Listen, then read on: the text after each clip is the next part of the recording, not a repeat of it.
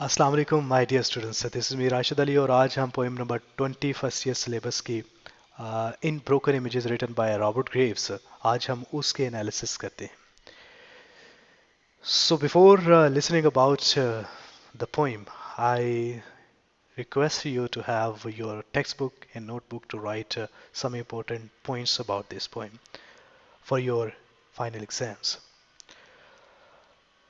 Broken images. What is image? Image actually is a concept, is an idea, a thought, a vision. Or broken images, you know, the doubted or suspicious thoughts. In this poem, the poet he has thrown light on two philosophies of life. कि जिंदगी में दो तरह की philosophies को अपनाया जाता है जिससे हम अपनी परसेप्शन और अपनी अंडरस्टैंडिंग को डेवलप करते हैं. एक वो है जो हम डॉगमेटिक जिसे कहते हैं, जिसे हम कंजर्वेटिव कहते हैं, जिसे हम ट्रेडिशनल कहते हैं कि हम सेम एज इट एज उसे एक्सेप्ट करते जा रहे हैं. और एक वो जो इनोवेटिव है, जो क्रिएटिव है और जो मॉडर्न है, जो हमेशा नए नई चीज़ों को और नए नए तरीक़ेकार को अपनाने और उसके इस्तेमाल की तरफ राग़िब होती है. तो हमें इस पोइम में रॉबर्ट ग्रेव्स ने मॉडर्न मैन के दो aspects of life, the perception of life he told us. और आइए हम उसका मुआवजना करते हैं with the reference of the poem. He is quick thinking in clear images. He is a third person, or he is a symbol of the heart. Symbol of the heart. और I is a symbol of mind. शायद ये इंसान की खुद की बात है या फिर ये दो लोगों की बात है. There are the two speakers. अगर हम दो लोगों की भी बात करें तो दो लोग भी, एक वो है जो बड़ा वॉइस है और उसका विजडम कहाँ से आया, और एक बड़ा वो है जो कुंद जहन है और वो कुंद जहन क्यों बना. एक डिबेट है और पोइट किसी के प्रेफरेंस में नहीं है, किसी को रेफर नहीं करता कि ही इज़ राइट और ही इज़ रॉन्ग. और वो बात करता है दोनों में, जनरलाइज करता है दोनों चीज़ों को, अक्कासी करता है और दोनों को ही कहता है कि ज़िंदगी ऐसे ही चलती है और इसके ये फ़ायदे और नुकसानात हो सकते हैं. He is quick thinking in clear images. Quick इस मीन के sharp. He is quick sharp in thinking clear images. Images mean concept, ideas, thoughts or visions. तो वो क्लियर है कि एक चीज को उसने देखा और उसने अपने माइंड को क्लियर कर दिया कि सेम एज इट इज.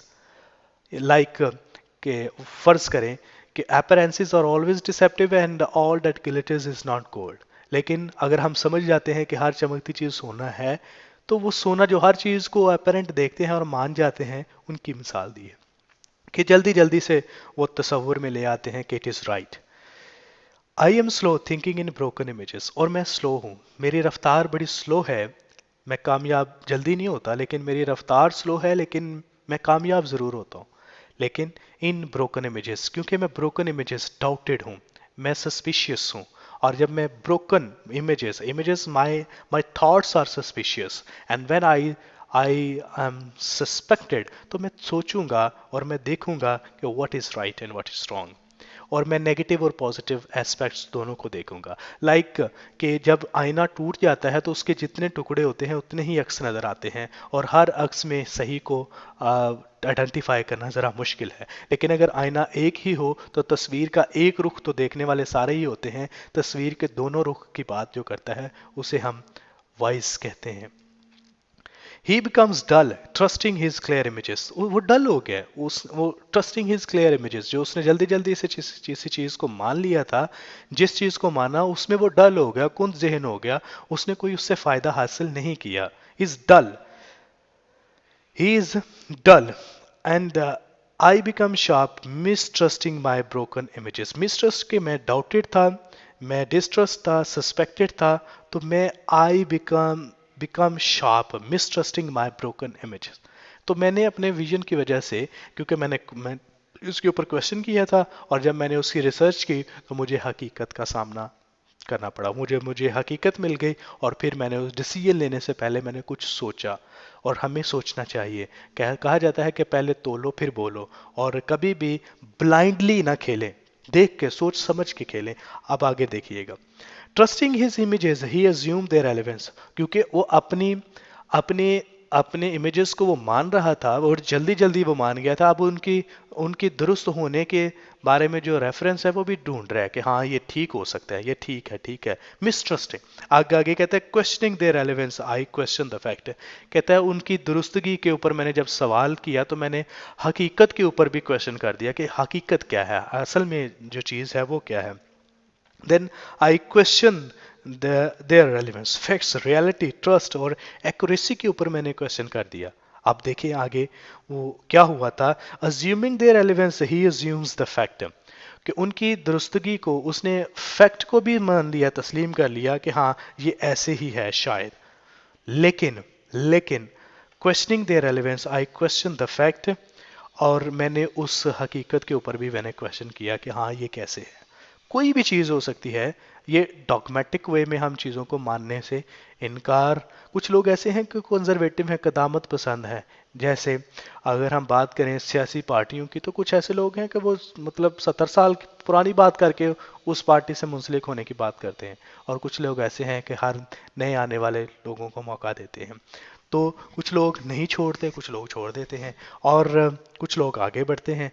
तो कुछ लोग अपने ही वजह से अपनी अपने कस्टम ट्रेडिशन और अपनी रवायत की वजह से पीछे रह जाते हैं, क्योंकि वो उन्हीं को फॉलो कर रहे होते हैं और उसी वो कुएं के मेंढक की तरह उसी में मौजूद होते हैं, आगे निकलने की कोशिश नहीं करते। कहते questioning their relevance relevance I question the fact when the facts fail him.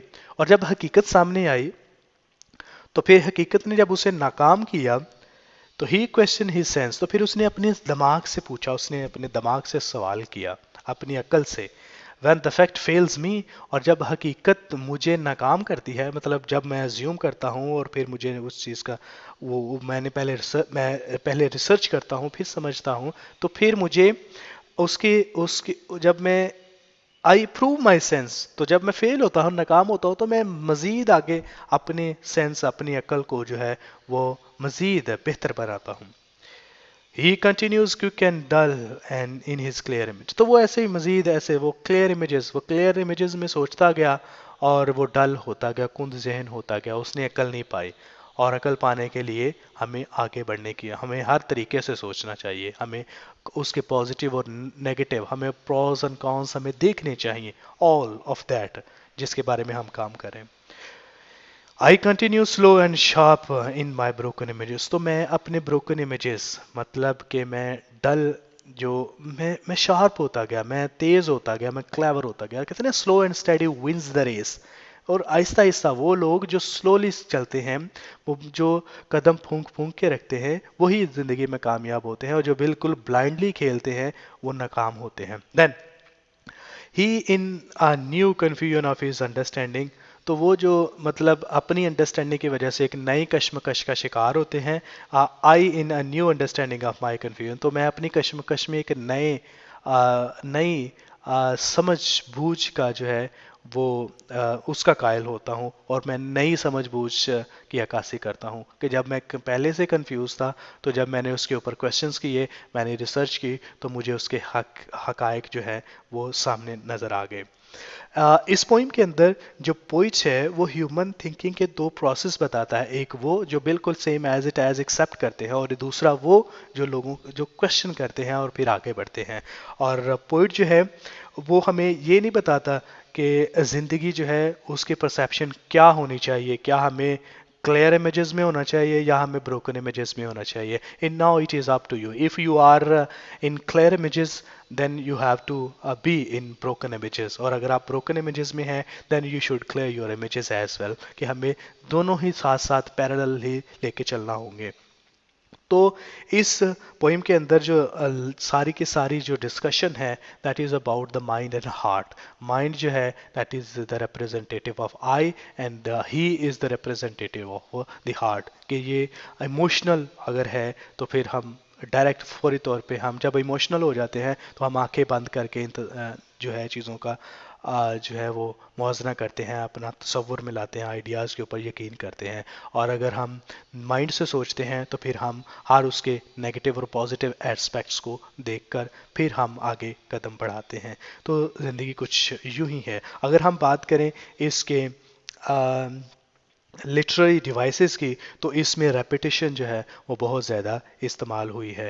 Images जो है देखें, पहले है ए इमेजेस, इमेजेस ए, इसकी जो रैमिंग स्कीम है ए, फिर इमेजेस और ब्रोकन है, इसका मतलब है ए बी है, फिर रेलेवेंस और रेलेवेंस, फिर ए है, फिर फैक्ट और फैक्ट, फिर ये ए है, फिर उसके बाद सेंस और सेंस, फिर ए है, फिर like sorry images A B C, आगे है डी डी, अब फिर एक्सेस, इस मीन के और लास्ट पे है अंडरस्टैंडिंग एंड कन्फ्यूजन। तो हम इसको देखते हैं कि इसकी जो राइमिंग स्कीम है ए, फिर उसके बाद A B C D D E F F, और फिर आगे लास्ट पे जो है अंडरस्टैंडिंग एंड कन्फ्यूजन। अगर आप देखें इसके अल्फाज को तो फिर आपको खुद ही समझ आ जाएगी कि हाँ इसकी राइमिंग स्कीम कैसे हो सकती है। फिर उसके बाद इसके अंदर जो डायरेक्ट डायरेक्ट रेफरेंस जो है सिंबॉलिक वे में, वो ही और आई का इस्तेमाल हुआ है, फर्स्ट पर्सन और थर्ड पर्सन का। तो if you have any question about this poem, you can ask me below the comment. Thank you so much. Subscribe my channel and comment below the video for more updates. Thank you. Allah Hafiz.